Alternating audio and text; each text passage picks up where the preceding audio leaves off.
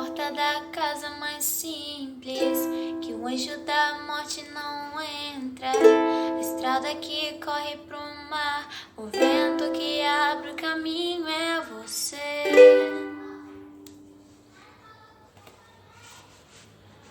E é você.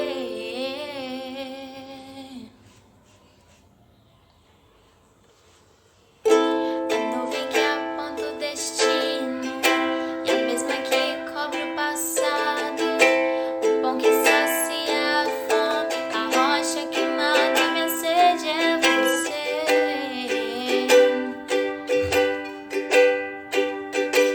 E é você.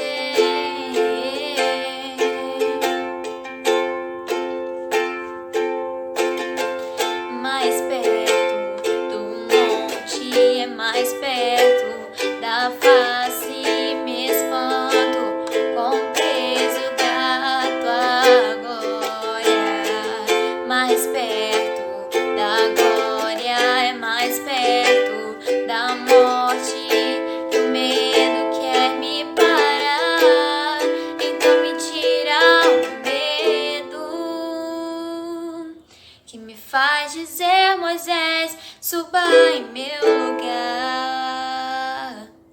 Me faz entender que a tempestade é você, chuva forte é você, vento forte é você, e o que me faz tremer as pernas e a porta aberta é você, mas a fechada é você.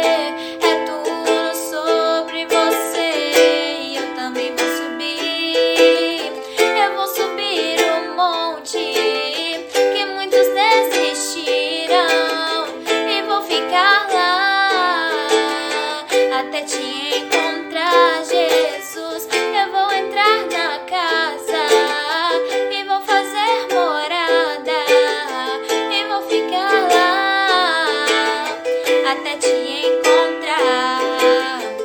Mais perto do monte, é mais perto da face, me espanto com o peso da tua glória. Mais perto da glória, é mais perto da morte, o medo quer me parar, então me tira o medo que me faz dizer: Moisés, suba em meu lugar. Me faz entender que a tempestade é você, chuva forte é você, vento forte é você, e o que me faz tremer as pernas e a porta aberta é você, mas a fechada é você. É tudo sobre você, e eu também vou subir.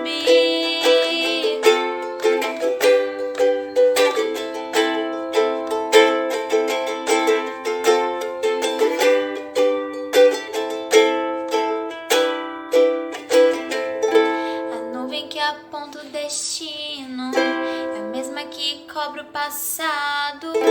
O pão que sacia a fome, a rocha que mata minha sede é você.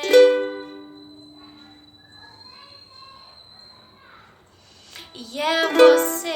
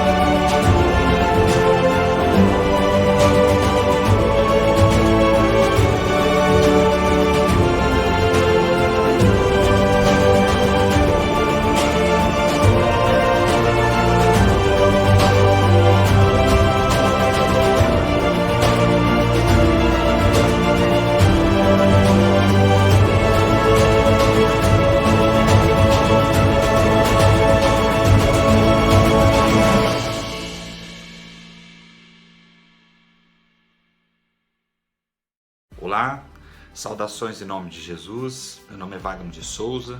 Eu estou aqui para trazer mais um episódio da nossa série Permanência, armas que nos livram de ciladas em família. Esse é o 6º episódio, o último episódio dessa série que tratou de todas essas armas que nos ajudam na nossa luta, na nossa batalha para permanecermos firmes contra as ciladas, as armadilhas do diabo dentro da nossa casa. E hoje, de uma maneira toda especial, eu quero fazer um fechamento, de toda essa série e falar a respeito da última arma, a última peça da armadura que Paulo fala lá em Efésios capítulo 6, a armadura de Deus. Essa última arma, ela fala sobre a espada do Espírito. A espada do Espírito, que é a palavra de Deus. A palavra de Deus como instrumento, como a arma de defesa e também de ataque diante de todo esse aspecto da batalha espiritual. Nós já falamos aqui a respeito de outras 5 peças dessa armadura, o cinto da verdade, a couraça da justiça, as sandálias do evangelho da paz, o escudo da fé e o capacete da salvação. Cada arma ela tem um elemento específico que traduz o aspecto da batalha espiritual e qual é o elemento que a gente precisa considerar dentro dessa batalha. Hoje, de uma maneira toda especial, nós iremos falar sobre esse elemento, a espada do Espírito. A espada como instrumento de defesa e de ataque diante de toda essa questão da batalha espiritual. De início, eu já gostaria de falar o porquê que eu estou falando a respeito dessa questão da defesa e do ataque. Porque sempre que nós abordamos esse assunto da batalha espiritual, principalmente quando nós falamos sobre família, lembra que em todos esses episódios que eu comentei, que eu falei aqui, eu estou sempre mencionando, é para defender a sua família, é para defender a sua família. Hoje eu gostaria de falar justamente do aspecto do ataque, justamente porque grande parte da nossa postura diante da batalha espiritual é uma postura defensiva. É de maneira que nós estamos protegendo as pessoas do adversário. Só que a gente também precisa considerar que Jesus ele deu toda a estrutura para que a igreja tivesse o poder necessário para poder invadir as trevas e arrancar qualquer pessoa que esteja lá. Jesus ele nos autorizou, ele nos deu toda a autoridade, todo o poder para que nós fizéssemos isso. Por isso que existem esses ataques que são feitos do maligno para a nossa vida, porque ele sabe que no final da história, a Bíblia é um livro com um final feliz, um livro já com um final datado, a igreja vence, Jesus vence e o diabo perde. Ele sabe que no final das contas a derrota dele já está garantida. Então o que ele faz? Ele tenta paralisar a ação daqueles que conhecem, que sabem de todas essas coisas, para que essas pessoas elas não tenham suas ações cada vez mais eficazes nesse sentido. Ou seja, ele não quer com que a igreja, a noiva de Jesus, entre dentro do inferno para poder arrancar pessoas que estão presas lá. Então o que ele faz? Ele promove todo um instrumento de distração na nossa vida, fazendo com que a gente leve a nossa vida de maneira distraída, totalmente desfocada a respeito do nosso trabalho. Por isso Jesus disse que as portas do inferno não prevalecerão contra nós, contra a igreja do Senhor, porque nós temos autoridade para meter o pé na porta do inferno e arrancar qualquer pessoa que esteja lá dentro.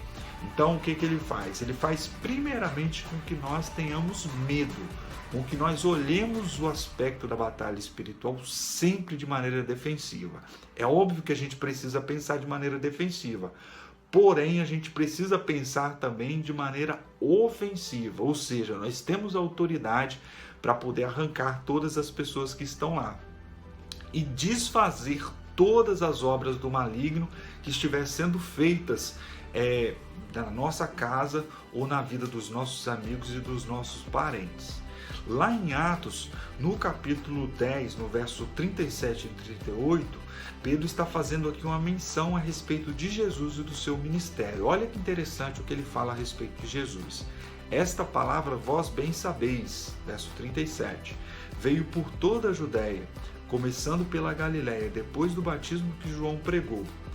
Como Deus ungiu Jesus de Nazaré com o Espírito Santo e com virtude, o qual andou fazendo bem e curando a todos os oprimidos do diabo, porque Deus era com ele.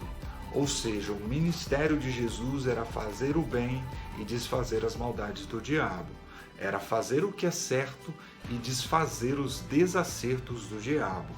Ou seja, o ministério de Jesus era desarmar o adversário. O ministério de Jesus era envergonhar o inferno. O ministério de Jesus era verdadeiramente esvaziar o inferno. Quando Jesus nos dá a grande comissão, que é o texto de Mateus capítulo 28, de 18 a 20, está justamente falando sobre isso. Gente, eu estou dando total autoridade para vocês fazerem discípulos de todas as nações, batizando e ensinando a obedecer todas as coisas que eu tenho dito. Quando ele dá essa grande comissão, ele está falando bem assim: gente, eu tenho uma missão, eu comecei a minha missão e eu vou continuar exercendo essa missão ao longo da história. E vocês serão os meus parceiros, vocês serão os meus amigos, vocês serão o meu braço na terra, vocês serão as minhas mãos na terra, vocês serão os meus pés aqui na terra. Então, vocês têm toda a autoridade, todo o poder para poder exercer o trabalho de vocês, e da mesma forma como eu fiz durante todo o meu ministério, vocês vão fazer e trazer todo esse prejuízo para o inferno e para o ministério do adversário. Diante de todo esse processo em que a gente entende que nós temos um trabalho, nós temos uma comissão, nós temos uma missão a ser exercida em parceria com Deus, nós entendemos também que nós temos esse adversário, aquele que quer atrapalhar e dificultar essa missão e essa comissão que nós temos. A gente precisa considerar todas as orientações que o nosso Senhor deu para nós, para que nós caminhemos. E é justamente sobre isso que se trata quando o apóstolo Paulo está falando sobre nós tomarmos a espada do Espírito, que é essa arma. A arma ela é um instrumento de defesa e de ataque. Ou seja, gente, procurem saber, procurem conhecer qual é a vontade de Deus para a sua vida, que diante de todas as dificuldades, todos os ataques que o adversário fizer diante da sua vida, você vai estar bem instrumentalizado para poder se defender e atacá-lo diante de qualquer situação. Lembra que em Mateus capítulo 4, do verso 1 ao 11, quando nós fizemos o estudo sobre o escudo da fé, nós abordamos bastante esse texto. Jesus, em todas as situações de tentação que ele foi submetido lá no deserto, ele utilizou a palavra de Deus como um instrumento de defesa e de ataque a todas essas questões que ele estava sendo submetido. Então, o próprio Jesus não se deu ao privilégio de não conhecer as Sagradas Escrituras, de não conhecer a vontade de Deus. Então, nós precisamos, diante de toda essa questão, conhecer, procurar conhecer, saber qual é a vontade de Deus. Nós não podemos viver como servos de Deus como pessoas alienadas. Alienados não é apenas falta de instrumento cognitivo, não é apenas falta de informação para a nossa cabeça, mas é nós estarmos separados das situações, das pessoas, do conhecimento, separados da vontade de Deus. Nós não podemos de maneira nenhuma nos darmos a esse privilégio diante de toda essa questão. A gente não pode viver de maneira alienada. Nós precisamos ter um conhecimento que é também um conhecimento intelectual e cognitivo, mas também é um conhecimento prático. Lembra que quando Jesus termina de proferir o Sermão da Montanha, ele pega e fala, olha, eu considero aquela pessoa que ouve e pratica esses ensinos como uma pessoa que constrói uma casa sobre com estruturas firmes, né, sobre um terreno firme. Toda vez que vier as tempestades e as lutas da vida, quem construiu a sua casa sobre a areia, ela não suporta, porque ela não absorveu o conhecimento e ela não transformou em prática. Então ela não suporta as dificuldades e as lutas da vida, porque a sua casa está construída sobre um terreno arenoso, um terreno instável. E a pessoa que construiu a sua vida, que construiu a sua existência a partir dos meus ensinos e coloca eles em prática, é a pessoa que construiu sua casa sobre um terreno firme, um terreno rochoso, aquele terreno que suporta todas as tempestades, todas as ações do tempo que vierem sobre a sua casa. Então, as lutas vêm sobre qualquer pessoa, crente ou não crente, as lutas vão vir. Só que nós precisamos ser essas pessoas que constroem sua casa sobre um terreno firme. As pessoas que ouvem os ensinos, as pessoas que ouvem a palavra de Deus e decidem colocá-la em prática. Diante das lutas, diante das dificuldades e diante de todos os ataques que nós viemos a sofrer do maligno em nossa vida, nós estaremos preparados, porque nós iremos todo momento que a gente for submetido em qualquer situação, a gente pode dizer, assim diz o Senhor. Nesses últimos anos eu tenho estudado assim a fio, bastante, eu já estou fazendo o segundo estudo em cima desse mesmo livro, de tão interessante que ele é. O livro chama-se Cartas de um Diabo ao Seu Aprendiz, que é um livro escrito por um pensador cristão, talvez um dos pensadores mais importantes que a gente teve no século XX, chamado C.S. Lewis. Nesse livro, ele fala o seguinte, existem dois perigos, ele já abre o livro falando sobre isso, né? Que existem dois perigos fatais para uma pessoa, no que diz respeito à batalha espiritual. O primeiro perigo é você não conhecer, é você procurar se afastar, é você ignorar, é você deixar para lá, é você viver de maneira alienada acerca dessas verdades. O segundo erro é você saber da existência do diabo e da batalha espiritual e você potencializá-lo demais. É você dar valor demais ao diabo, é você transformá-lo em um ídolo. É você trazer ele para a sua existência e ficar o tempo todo brigando com ele. Ou seja, a proposta do C.S. Lewis é: não tenha medo, saiba quem ele é e batalhe contra no sentido de resistir e atacá-lo toda vez que ele vier. Mas não transforme ele num amigo, não transforme ele num ser presente na sua existência.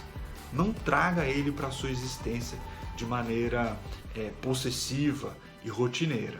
Uma das coisas que esse autor fala no livro é que nós somos seres humanos extremamente impulsivos no que diz respeito às nossas pulsões naturais. E quando nós enchemos a nossa cabeça com informações, com saber, com a sabedoria de Deus, nós estamos instrumentalizados para resistir a todas as tentações que nós recebemos no nosso dia a dia.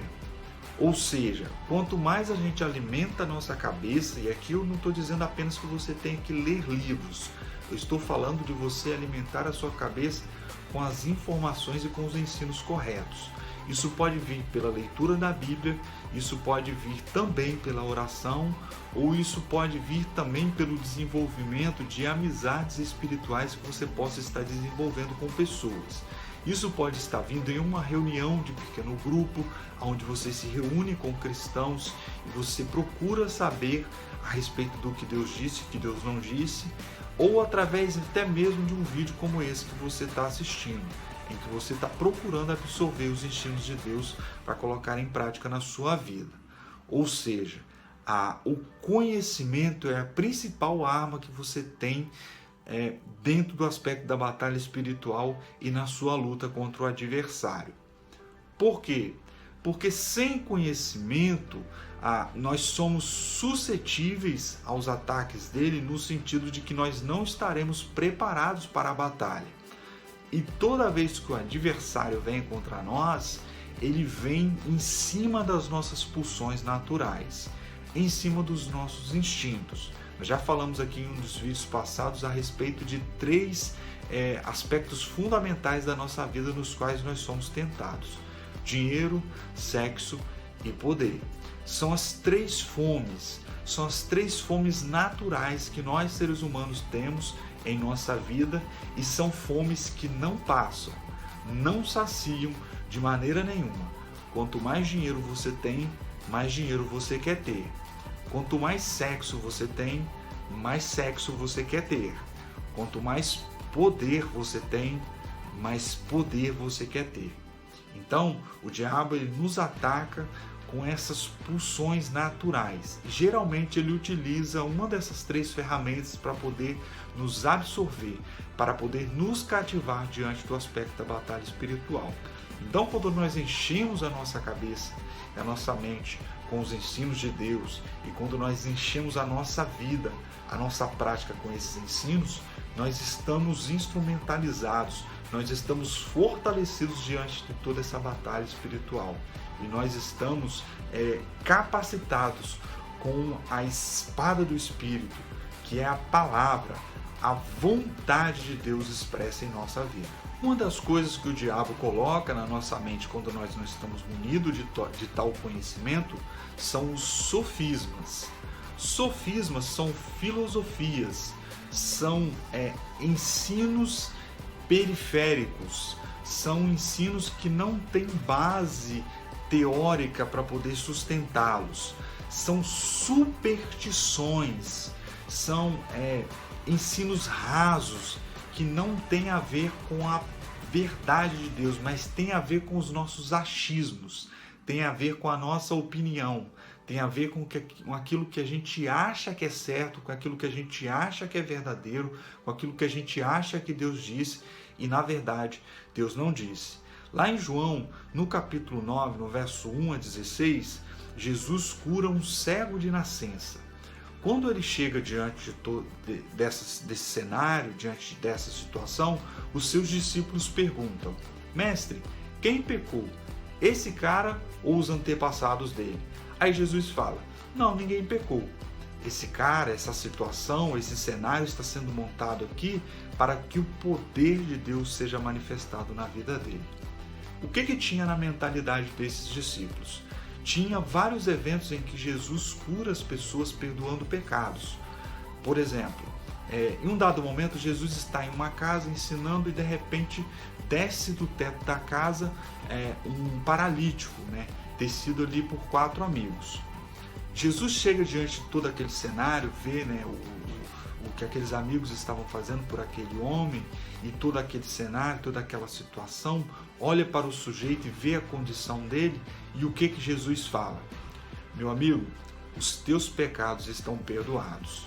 Ele poderia ter dito: meu amigo, você está curado, mas não, ele perdoa os seus pecados. Ele sabia que aquela enfermidade em específico que aquele acamado estava tendo provinha de doenças da alma, provinha de aspectos imateriais do ser humano, provinha de doenças psicossomáticas, doenças que nascem na alma e que brotam no corpo, que paralisam o ser, que paralisam a existência do sujeito.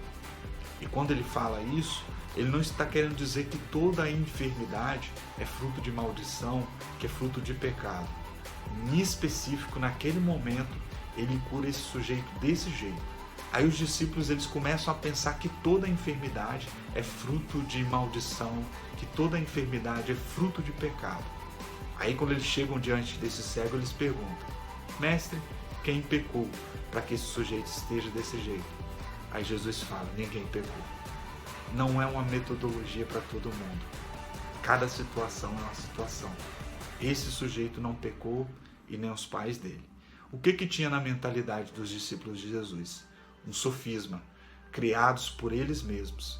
Diante de uma situação em que eles viram Jesus curar desse jeito, eles acharam que toda e qualquer enfermidade era daquele jeito.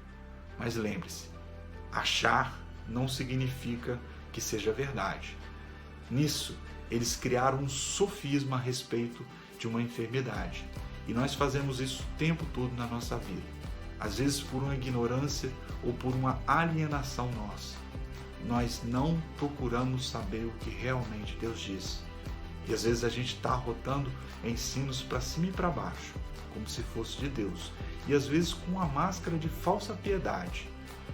E dizendo coisas que Deus não disse, acerca de uma série de assuntos. Estamos às vezes até trazendo prejuízo para a vida de algumas pessoas à nossa volta, e não tendo a mínima responsabilidade diante dessas questões e às vezes colocando para fora apenas o que a gente acha que é e não apenas o que Deus verdadeiramente disse. Em Mateus capítulo 13, Jesus narra para a gente a parábola do semeador. Ele diz o seguinte, que um semeador saiu a semear. E esse semeador que semeia a palavra encontrou 4 tipos de terrenos diferentes. Os terrenos são os seguintes, enquanto ele semeava, uma parte caiu à beira do caminho, verso 4. E as aves vieram e a comeram.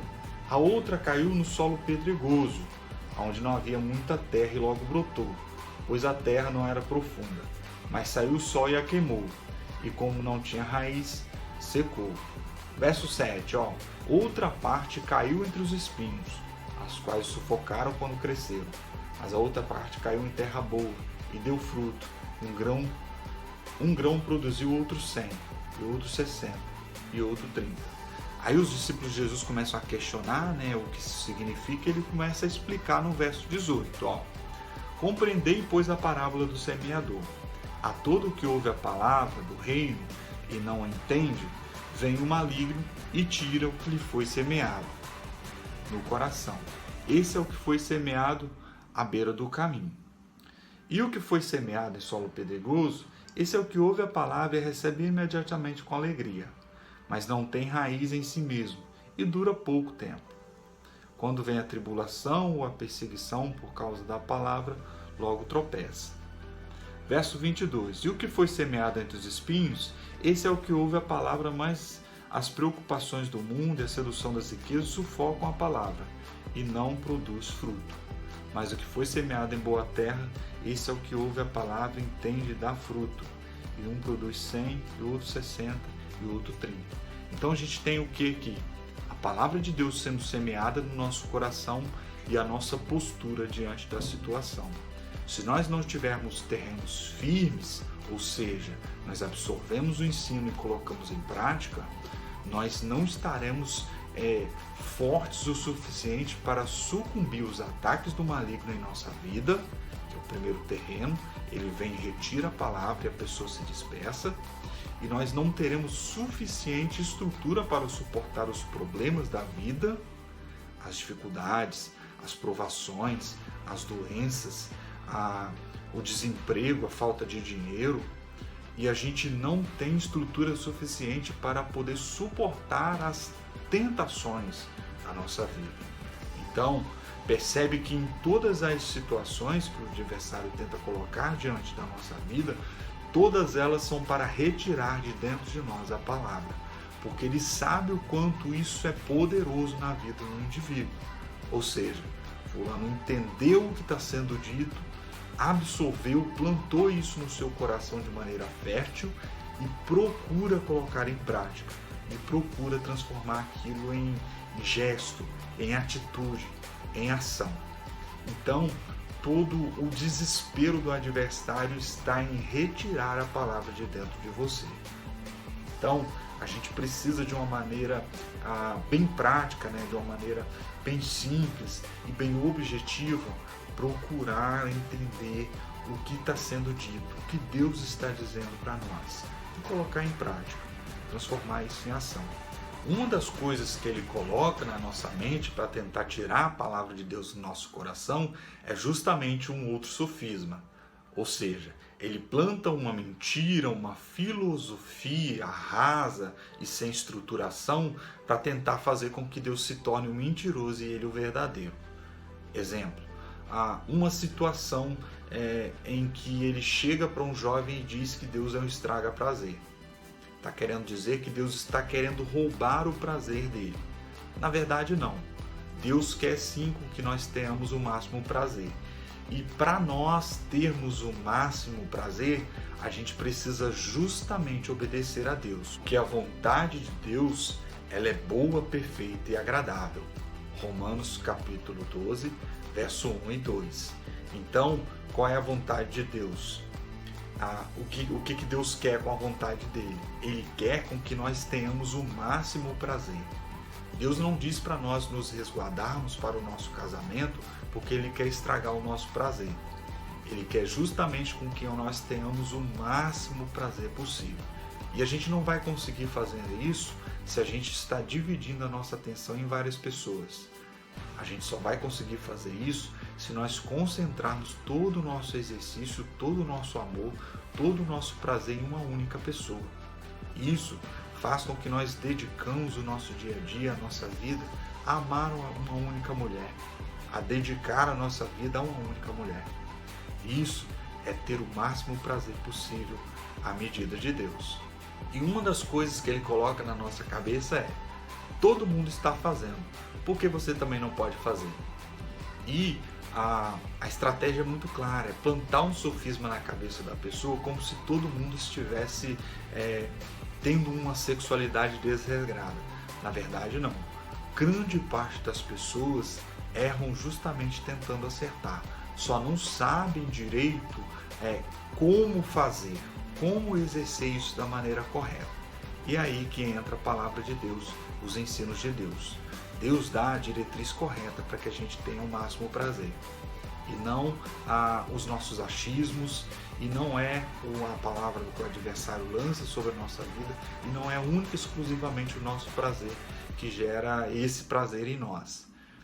E uma das mentiras que ele planta é: o casamento é uma instituição falida. Na verdade, não. Grande parte das pessoas estão tentando acertar. Só não estão conseguindo ter o ensino correto para poder direcionar as suas vidas e as suas atitudes diante dessas situações.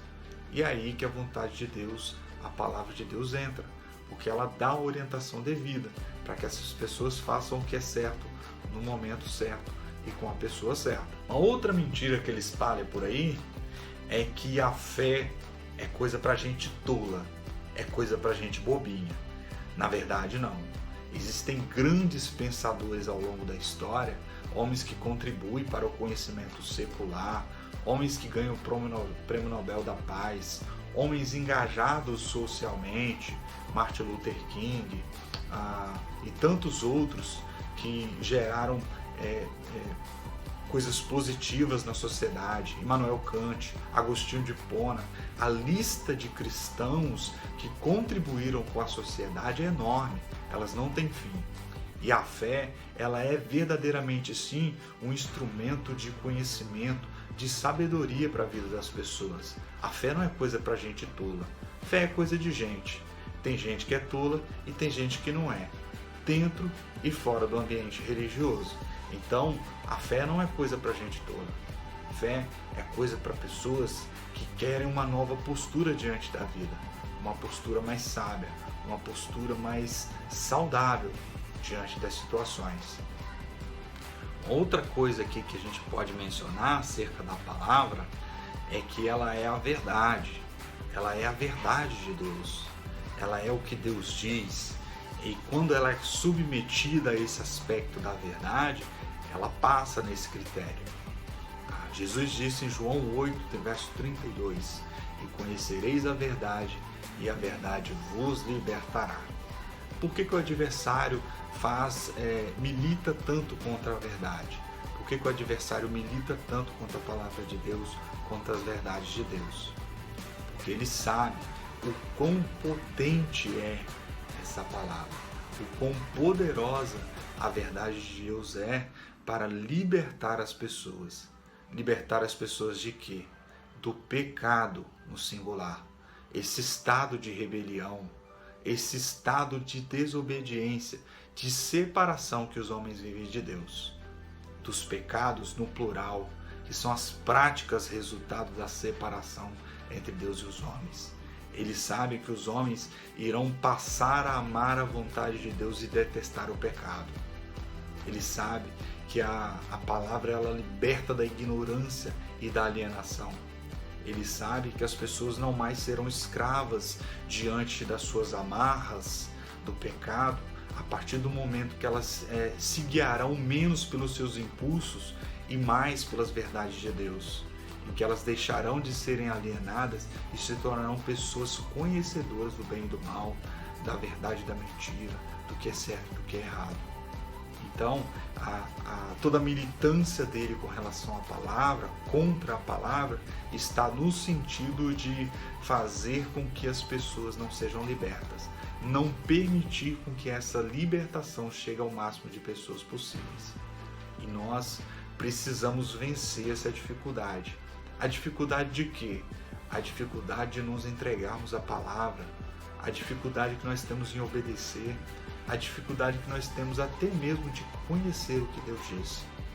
Quantas e quantas vezes nós não nos deparamos com a situação em que a gente precisa saber a respeito de um texto e a gente chega diante dele e vem alguma distração e nos tira daquele texto.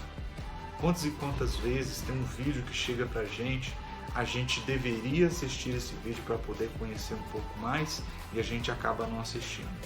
Quantas e quantas vezes a gente teria uma situação para a gente poder ir no culto, numa celebração, que seja qualquer uma, que ensine a palavra de Deus, e a gente acaba não indo por alguma outra distração. Percebe o quanto ele quer nos manter longe, distante das verdades de Deus. Sabe uma coisa que nos mantém diante, nas amarras do adversário, diante de todas as questões? Por exemplo, o perdão, a culpa e o medo. Quando a palavra de Deus chega para nós em forma de perdão, fulano, você precisa perdoar a sua tia, seu pai, sua mãe, seu irmão, e nós colocamos essa palavra em prática, o adversário sabe que nós não seríamos mais instrumentos na sua mão diante dessa questão. E ele não quer que esse ensino chegue até nós. Por exemplo, a culpa, quando nós nos sentimos culpados demais diante de alguma situação, nós nos tornamos pessoas fáceis na mão dele. E quando chega para nós que os nossos pecados estão perdoados, que a nossa vida de devassidão ficou toda no passado, nós estamos sendo libertos das mãos do adversário. O medo, por exemplo. Tudo isso que eu tenho falado aqui é justamente para poder libertar você de alguns medos. E quando essa palavra não chega diante de você, todo o esforço dele é justamente para fazer com que isso não chegue diante de você. Você continua com medo e amarrado diante da situação que ele coloca diante de você. Então, olha, palavra de Deus. Procura descobrir aí o que Deus está tentando te falar de alguma forma. Através da Bíblia, através de um vídeo de pregação, através de um amigo ou através de uma reunião religiosa que possa estar acontecendo aí perto da sua casa ou na sua igreja. Procura saber o que Deus está tentando falar para você e procura ouvir e colocar em prática, porque esse é um instrumento poderoso diante de todas as questões que chegam diante da sua casa. Você não vai cantar uma música diante de uma dificuldade que você tiver dentro da sua casa. Você vai utilizar a palavra de Deus como um instrumento nessa luta. Esse foi o último episódio da série, mas eu vou continuar avaliando o texto de Efésios. Na próxima oportunidade, eu vou falar aqui sobre oração. Um texto lindíssimo que o apóstolo Paulo fala sobre oração, já fora da série. Conectando um outro assunto que a gente vai abordar nas próximas séries que nós iremos exercer aqui. No mais, Deus abençoe você e até a próxima.